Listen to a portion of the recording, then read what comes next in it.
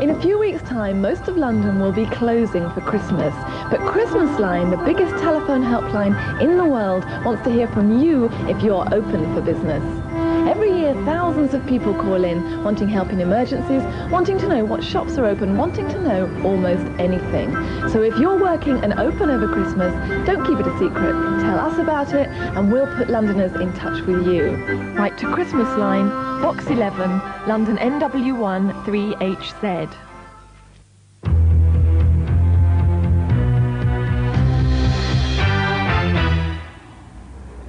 James Durant left the Sugarloaf Public House in Great Queen Street, Holborn, shortly after 8:30 p.m. on Wednesday, the 26th of October. He was an elderly, balding man with gold-rimmed spectacles, and he walked with a slight shuffle. That night, he wore a dark, single-breasted raincoat and carried a black briefcase.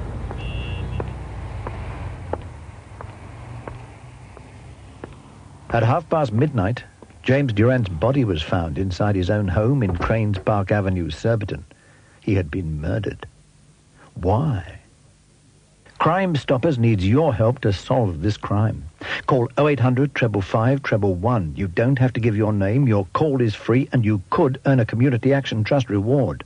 If you have information about this or any other crime at all, call Crime Stoppers now. A lorry driver's gruesome discovery. Taggart is on the scene next Friday. Probably thrown from a car. What a way to go. A neighbor gets suspicious.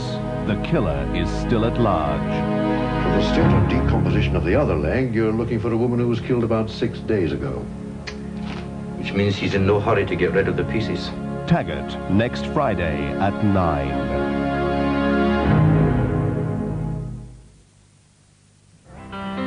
Get closer to the game, watch the match, only on ITV. Don't miss our live and exclusive coverage. Sheffield Wednesday versus Spurs, Sunday at 3, plus all the First Division goals.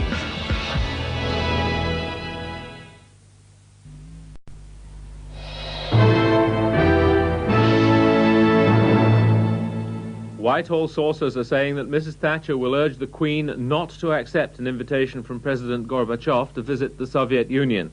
It's believed he'll ask the Queen to Moscow when he's here next month. The Soviets had been working at their invitation to the Queen for several months. Although Buckingham Palace itself was not consulted, extensive discussions were held with the Foreign Office. Soviet sources in London told ITN that those discussions had been fruitful enough to persuade the Soviet leader to go ahead with inviting the Queen when he sees her here in the banqueting room when they meet over lunch. Such a visit would have been the first since the Russian Revolution, in which many of the Queen's Tsarist relatives were executed. But it's not sensitivity over their fate that persuades Mrs. Thatcher against the visit. While she was attending a business women's conference, aides were hinting that the political situation inside Russia was still not good enough to warrant handing so big a propaganda coup to Mr. Gorbachev as a royal visit. President Gorbachev is on an official visit to India, where he's attacked the United States and Pakistan for interfering with the pullout of Soviet troops from Afghanistan.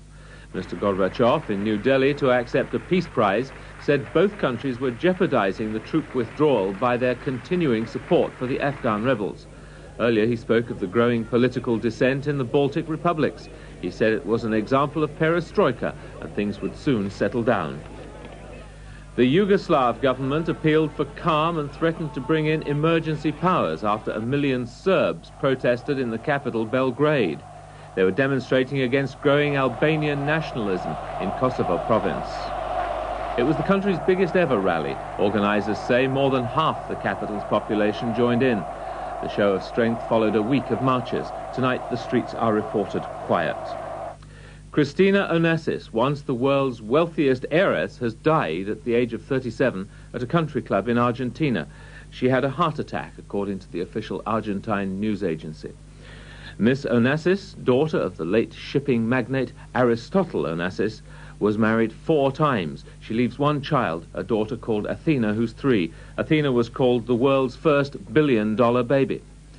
And that's the news for now.